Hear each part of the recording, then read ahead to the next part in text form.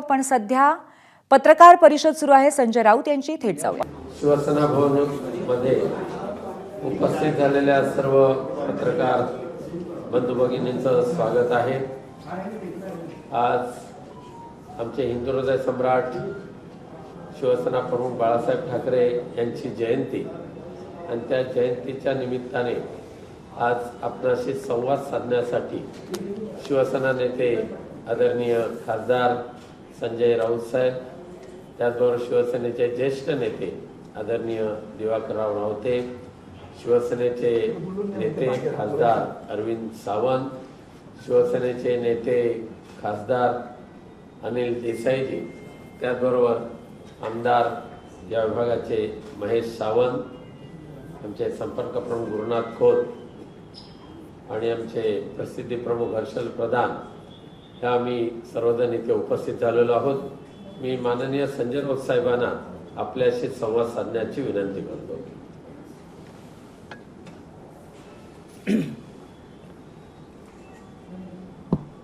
शिवसेनेचे ज्येष्ठ नेते सन्माननीय दिवाकर रावतेजी आणि माझे इतर सर्व शिवसेना नेते सहकारी, विनायक राऊत यांनी सांगितलं की आपल्याशी संवाद साधण्यासाठी मी इथे बसलो नाही. माननीय उद्धव ठाकरे साहेबांनी आम्हाला आपल्याशी संवाद साधायला इथे पाठवलेला आहे. आज आदरणीय हिंदू हृदय सम्राट शिवसेना प्रमुख बाळासाहेब ठाकरे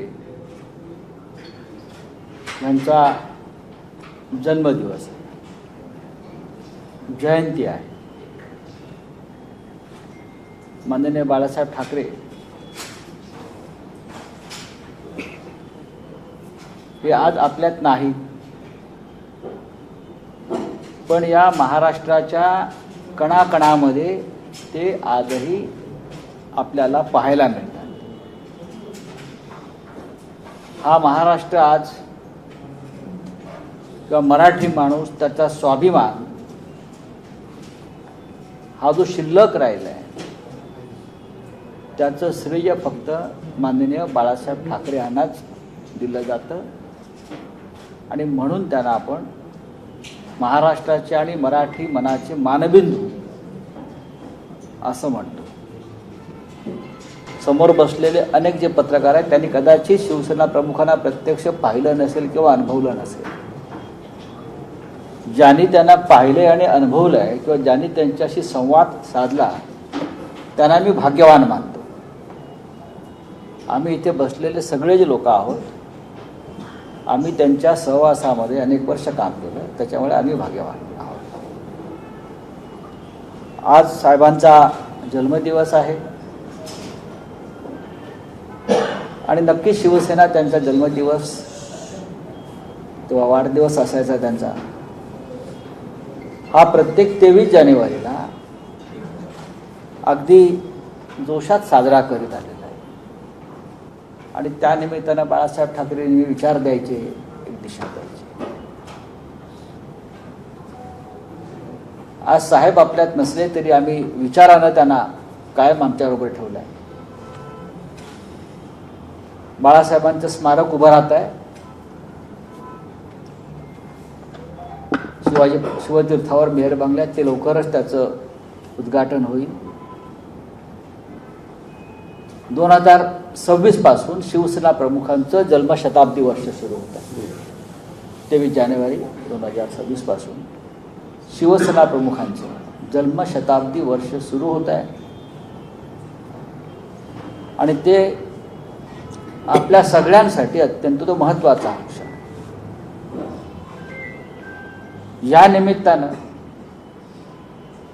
आतापर्यंत शिवसेनेनं कधीही अधिकृतपणे काही मागितलं नव्हतं बाळासाहेबांसाठी, पण महाराष्ट्राच्या आणि देशाच्या ज्या लोकभावना आहेत की वारंवार आम्हाला जे सांगण्यात येत आहे, खरं म्हणजे आम्हाला ती मागण्याची वेळ येऊ नये, पण हिंदू हृदय सम्राट शिवसेना प्रमुख बाळासाहेब ठाकरे यांना भारत रत्न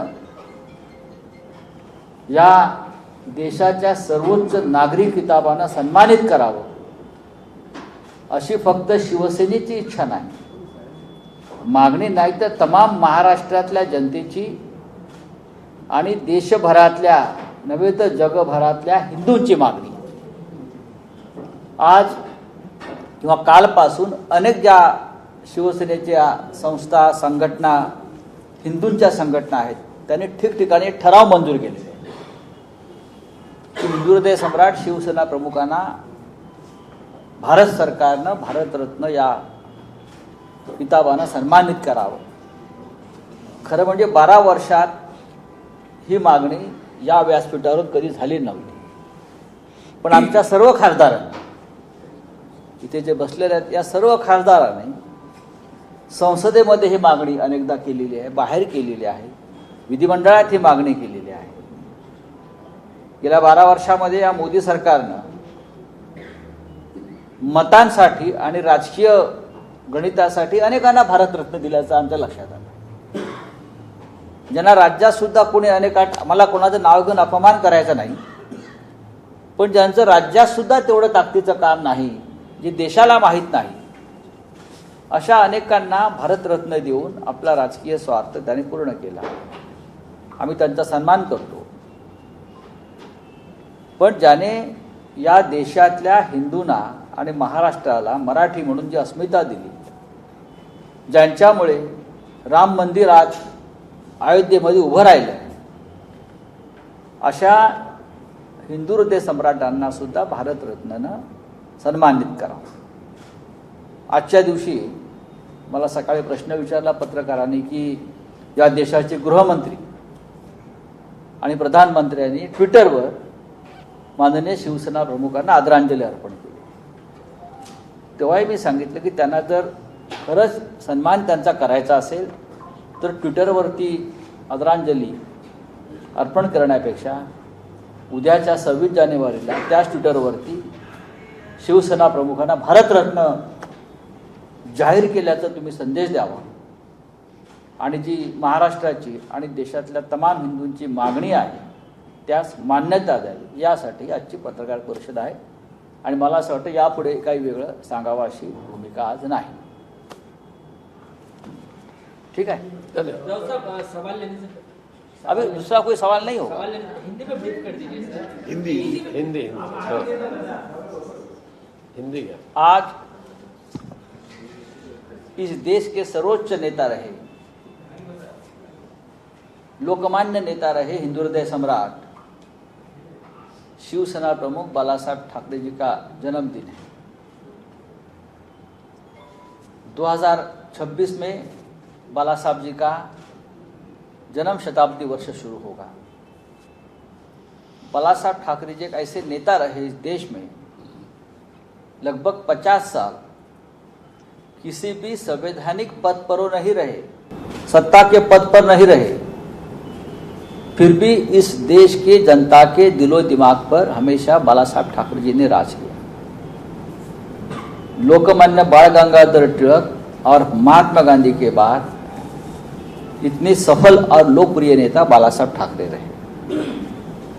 बाला साहब ठाकरे जी ने महाराष्ट्र की सामान्य मराठी जनता के लिए एक स्वाभिमान की लड़ाई लड़ी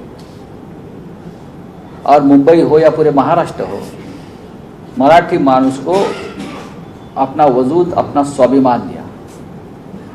वैसे जब हिंदुओं के ऊपर हमले शुरू हो गए इस देश या देश बाहर से, तब बाला साहब ठाकरे हिंदुओं के लिए भी खड़े रहे. आज जो अयोध्या में राम मंदिर आपको दिख रहा है, वो बनाने में, वो संघर्ष करने में हिंदू हृदय सम्राट बाला साहब ठाकरे जी का योगदान सर्वोच्च है. आज बाला साहब नहीं है, लेकिन हम उनकी विचारधारा से चलते हैं, वो जीवित है हमारे में. हमारी ये मांग है, जनता की मांग है, हमारी मांग नहीं. हम बाला साहब ने कभी किसी के सामने कुछ मांगा नहीं और हमने भी उनके लिए कुछ मांगा नहीं, लेकिन इस राज्य की जनता की और विश्व में जहाँ जहाँ हिंदू है वो सभी की मांग रही है कि बाला साहब ठाकरे जी को देश का सर्वोच्च नागरिक सम्मान भारत रत्न से सम्मानित करना चाहिए।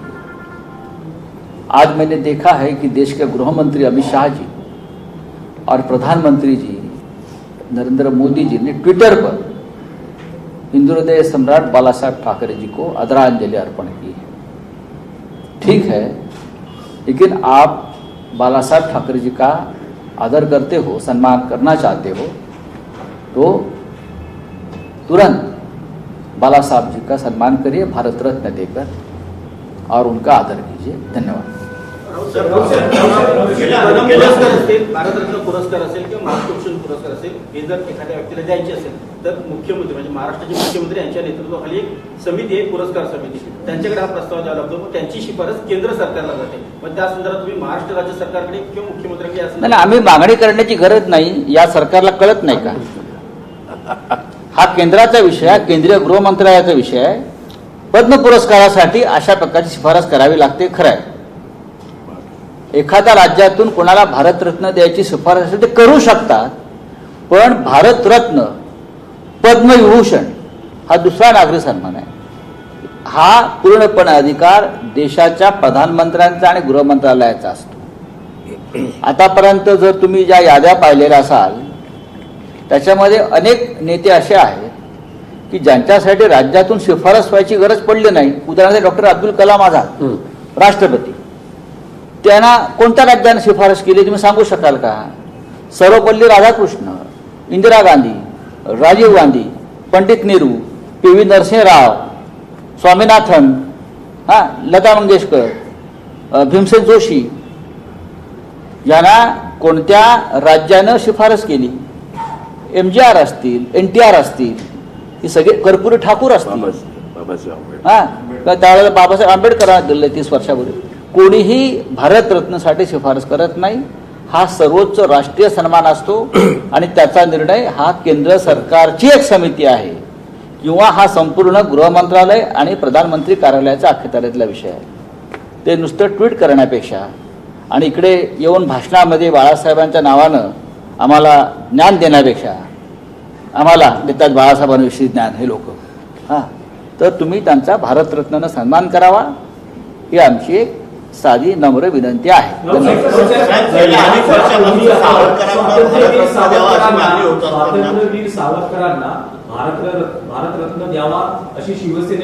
वारंवार आम्ही मागणी केली, आजही मागणी आहे।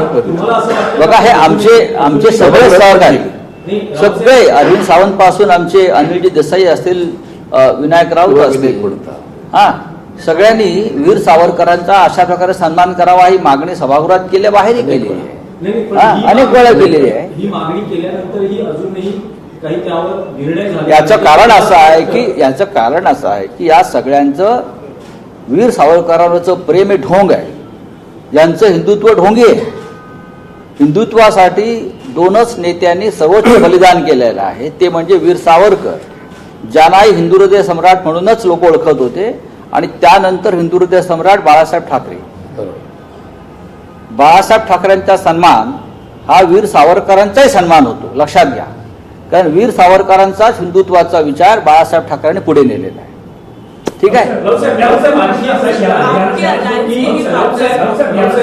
असा आहे की सावरकरांचा सन्मान म्हणजे बाळासाहेब ठाकरेंना ज्या प्रकारे भारतरत्न दिला म्हणजे तो वीर सावरकरांना असं मी म्हटलं नाही, मी असं अजिबात म्हटलेलं नाही। वीर सावरकरांना सन्मान द्यावा ही आमची मागणी आहे। वीर सावरकरांचाच विचार बाळासाहेबांनी पुढे नेला।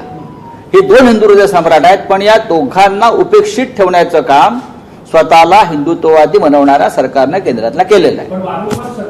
वीर सावरकरांबाबत सन्मानित वक्तव्य आहे ते तुमच्याकडून होते, मात्र तुमच्या सोबत असलेल्या काँग्रेसकडून त्यांचं बघा, त्यांचं म्हणणं मला म्हणायचं नाही, आम्ही आमचं म्हणणं मांडतो।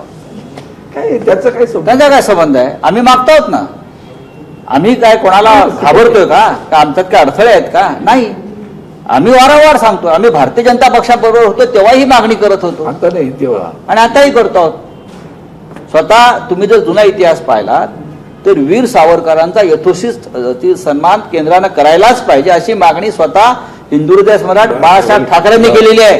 तसं नसतं हे एवढं मोठं राष्ट्रीय स्मारक शिवसेना प्रमुखांनी उभा करण्यासाठी सहकार्य केलं नसतं। हे जे स्मारक आहे साहेबांनी राष्ट्रीय स्मारक वीर सावरकरांचं, ते फक्त माननीय बाळासाहेब ठाकरे यांच्यामुळे निर्माण झालेलं आहे. तुम्ही असं म्हटलं की काही राजकीय हेतूंसाठी काही जणांना भारतरत्न देण्यात आला.